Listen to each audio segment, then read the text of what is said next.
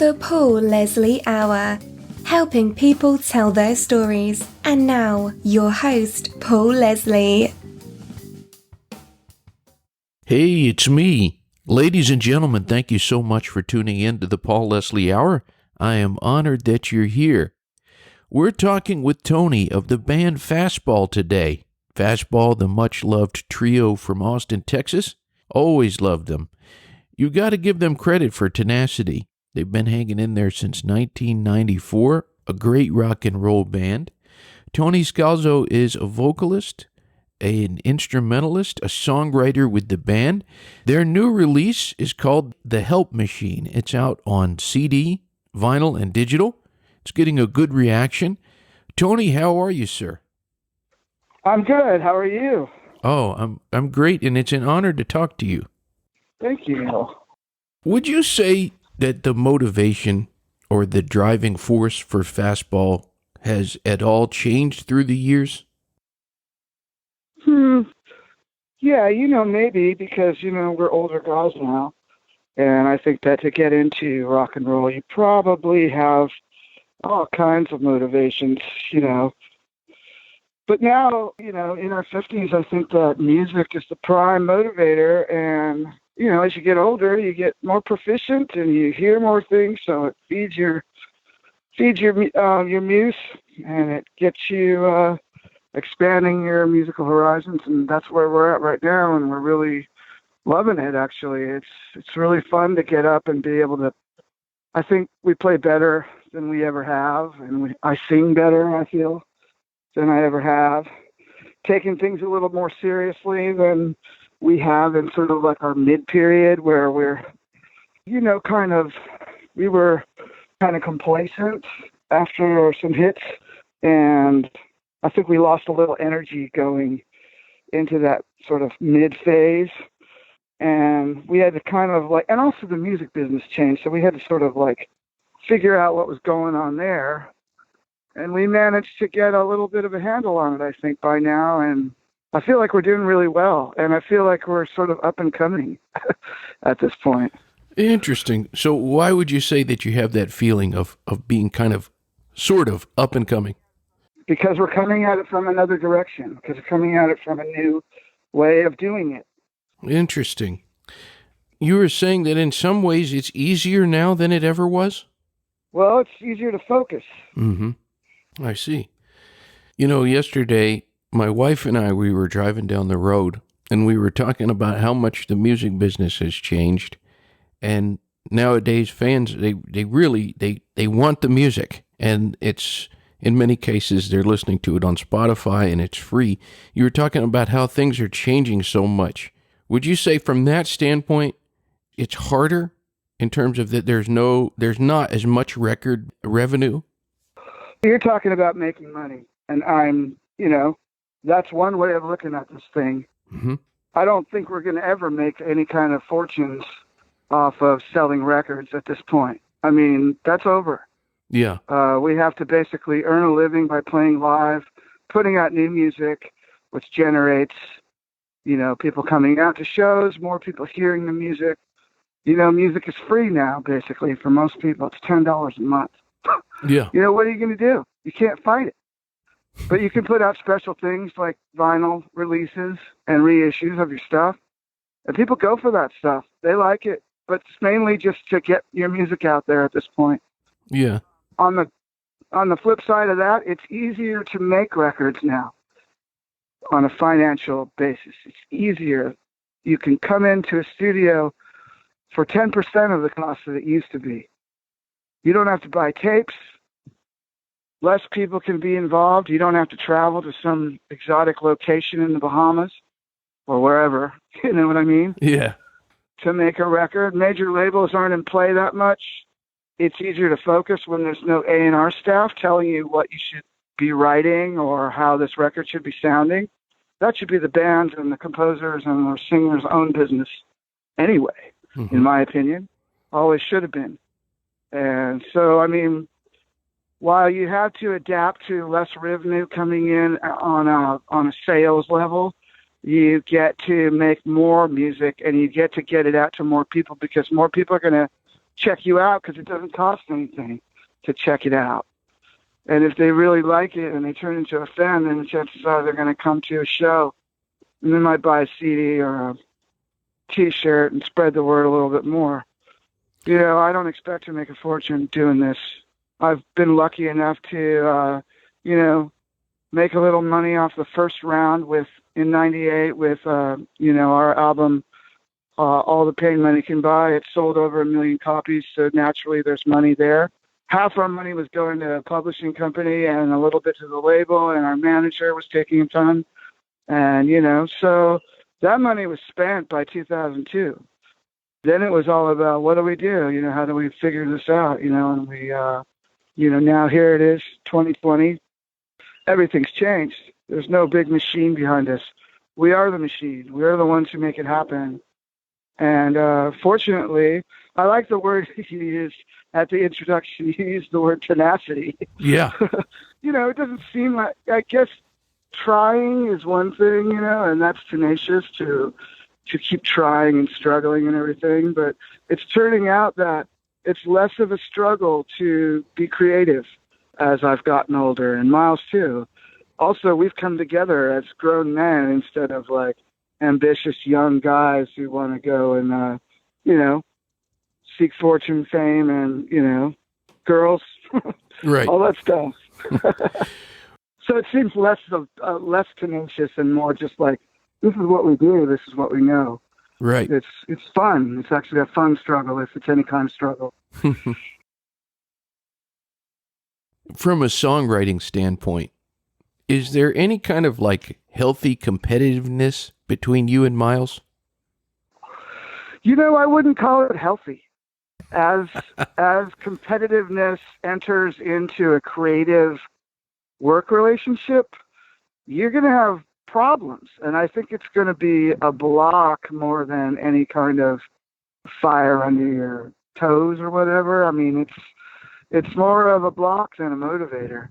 There's a lot of headless and armless songs out there that, you know, we just sort of gave up on because, you know, one guy didn't like it didn't get used or whatever, and it just gets forgotten about as we move on and continue to write songs.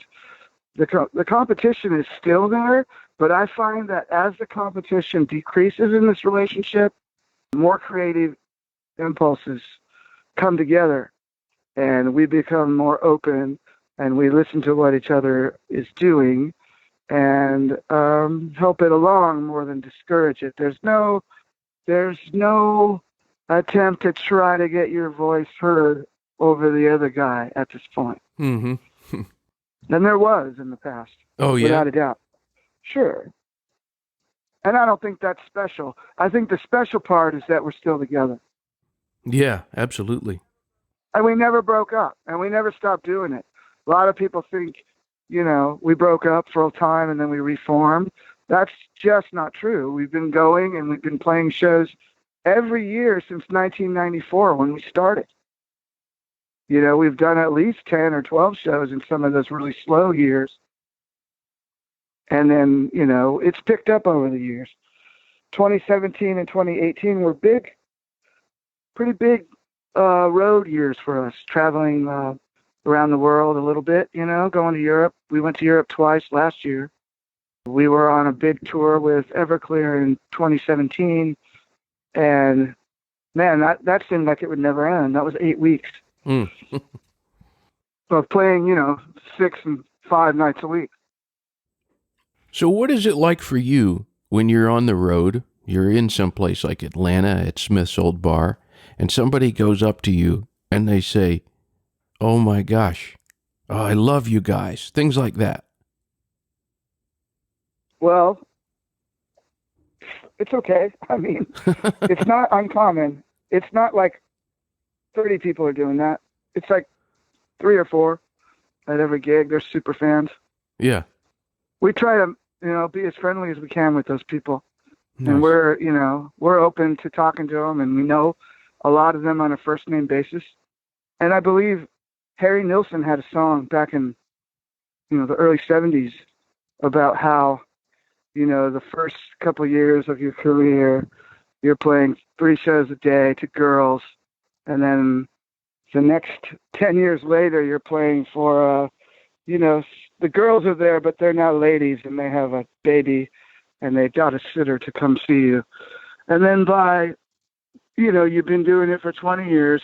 By that time, your fans, you know them all by name, and they know you, and you actually chat with them after shows, and, you get to let them know what's going on, and, that's the rhythm of it. We played for a big audience of young people the other day, just by chance, because it happened to be a Bernie Sanders rally.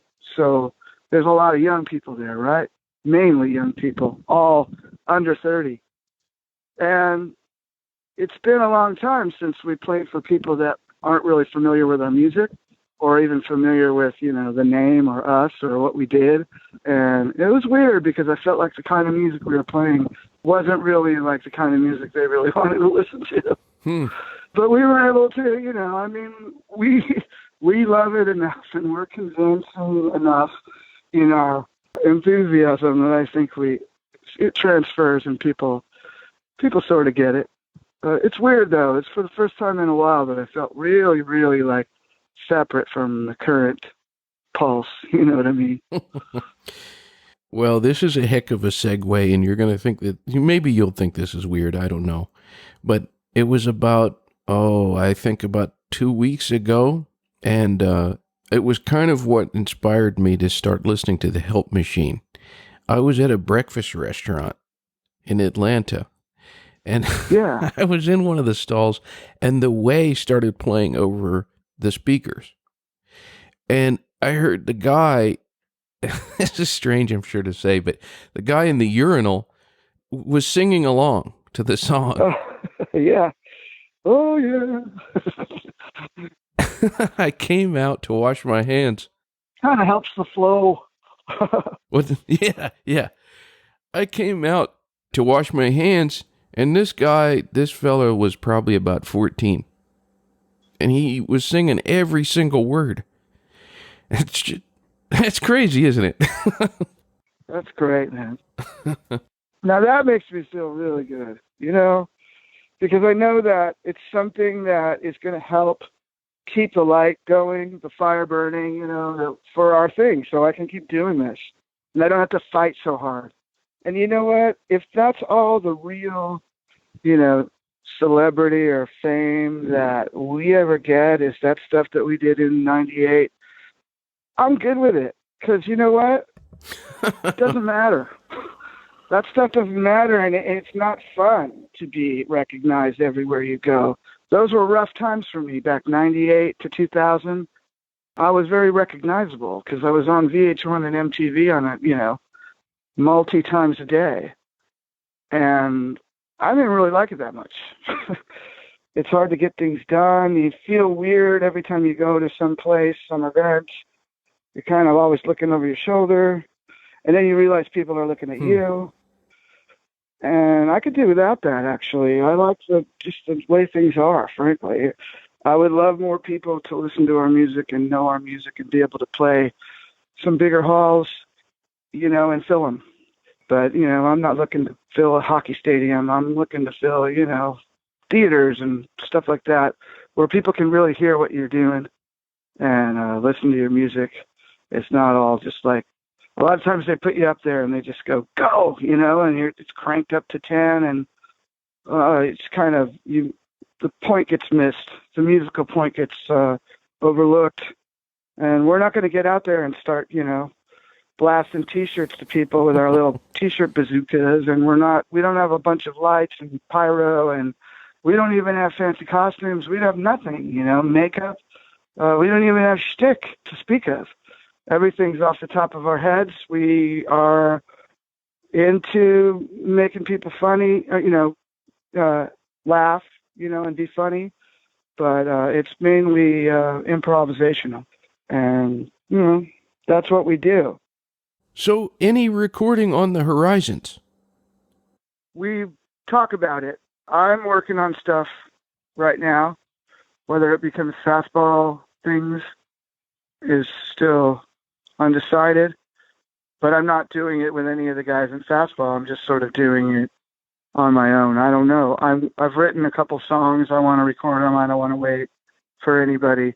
There's a studio right down the street from my house. My good friend Chris Burns, and he's gonna engineer a couple songs for me. I did one. I started in October recording this song, and I just leisurely came in and out of the studio and finished it up in the first couple weeks of January. Just this is one song, right? But just going in a couple hours here and there, a week, maybe wait a week, let things sort of breathe and listen to it again later and come in and, do some more work on it. I kind of been getting into that way of doing stuff, sort of like a big painting, and doing it song by song too, so you can focus on the one piece instead of, scattershot quilting, whatever. So yeah, I mean, always working on new stuff, and I'm going in the studio on Thursday. I'm going to try to do 2 songs, and 2 songs with the basic tracks, with drums, bass, and maybe rhythm guitar, and then you just come back and you overdub to that and fix it all, add things to it, add colors, textures. Love it. That's what I do. Nice.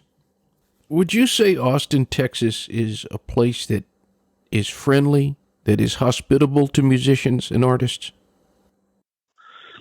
I wouldn't say that like the first statement that I would make about Austin. I mean, it's kind of taken for granted that Austin is a music center, okay? Mm-hmm. There's reasons for that, obviously, real reasons, and some great artists come out of here. And it's also a place where you can see all types of music on a given night for very little effort. And little by little, that's turning into a kind of cover band scene, I've noticed.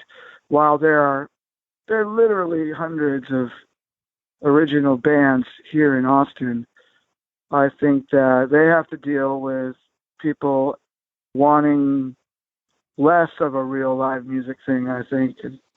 Or maybe if it is live music, they want to hear stuff that they're familiar with. They don't want to sit and pay attention to anything, I think, with exception of a few people. So, I mean, all these bands that are playing, they'd love to play giant shows, I'm sure, but it's not going to happen. It's mainly, 15, 20, if they're lucky, 50 people when they play, locally. And hopefully they'll get a couple other bands on the bill, and then it'll be like a little scene thing. That's the way it's always been here. But now it's kind of obscured by the population. It's, Atlanta's the same thing.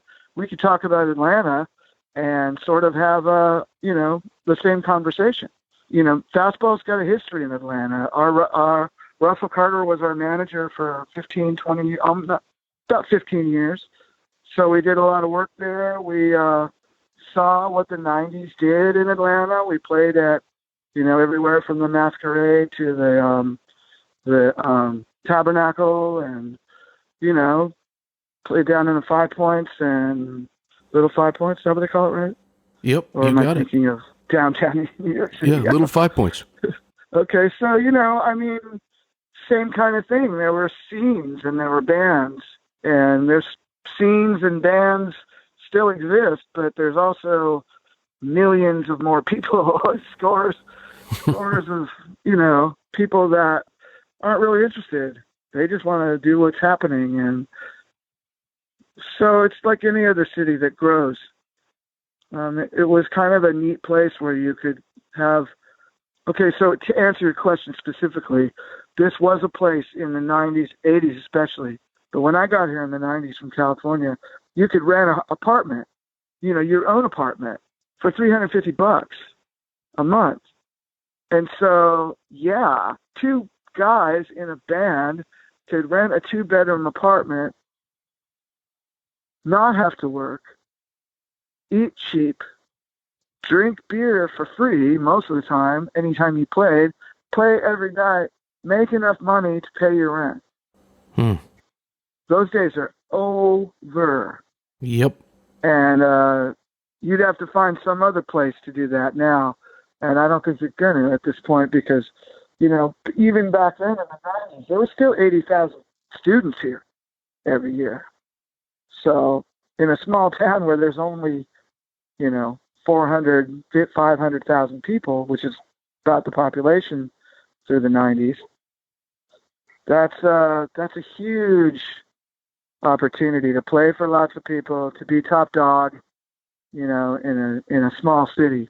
We're not a small city anymore, so and Atlanta is a big, huge city.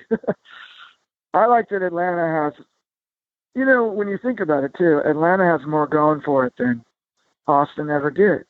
Atlanta's got jazz, Atlanta's got hip hop, Atlanta's got R&B, Atlanta's got rock and punk and folk and country. Austin doesn't have all that stuff. We got some things you all don't have. We have Tejano music and, conjunto music and Spanish stuff. And we got hybrids of different kinds of music as is fitting for Texas. A place like Texas is super melting pot sort of place. But, Austin it's good for music if you pay attention and you are focused on what you're doing. You can get what you want to get done by living here, for sure. I get a feeling, Tony, that you're a very honest person. I try to be. Everyone out there, they can check out fastballtheband.com, fastballtheband.com. Also, check out the Facebook, all that. Instagram as well. Instagram, of course. And our website, fastballtheband.com. Absolutely. And the Twitter, of course. We're not big tweeters, but do anyway. I don't know. But you're there. Yeah. Tweet about us. Please do. And check out the album, the latest album, of course, The Help Machine. Tell me, what is the best thing about being Tony? What is the best thing about having the perspective that you do? I've never considered. Have you ever considered answering a question like that? I did one time. A guest flipped it on me. You sound like my therapist. But I don't know. I'm pretty happy with myself, as you can probably tell by our last 20 minutes of talking. At the same time, I think there's a lot of room for growth, and I have to focus on, myself as well as the people around me. I have a family that's always growing, and sometimes we forget about ourselves, and we forget ourselves, and in our activities, and it's just a matter of it's a process of growing, and I'm learning stuff and learning new things, and I like that. I feel open to learning stuff right now, and I don't feel like I got it all figured out, and there's comfort in that. So any parting words for our listeners before we go? Well, we're going to be out I know you're a nationwide, international podcast, but you're based in Atlanta. Correct. And we'll be coming out your way in April. We're playing a show with Everclear in the Atlanta area. It's not in Atlanta proper. I'm not sure if it's Alpharetta or it's some other satellite town like that, but we're coming out with Everclear, and we hope to see you out there, and we're hopefully going to be doing a lot of touring this summer. So look for us and come out to a show. Excellent. Excellent. Well, Tony, sir, thank you very much for your time. Thank you for calling, and thanks for sticking to it. I was half of me was wondering if you would just give up. No. I was having technical difficulties with the line, so I thought, let's go to the other one. Okay, well, listen, have a great rest of your day, and hopefully we'll talk again. Absolutely. That'd be great. And have a good one. Pop, pop, doodly zing, bang, doodly knock, cock, cheep, da boo, bippity, pata, gotcha, gee, da, po, pop, better like a teen. Oh, getting bad, she like a patel to call a mocha teen, like a goodbye.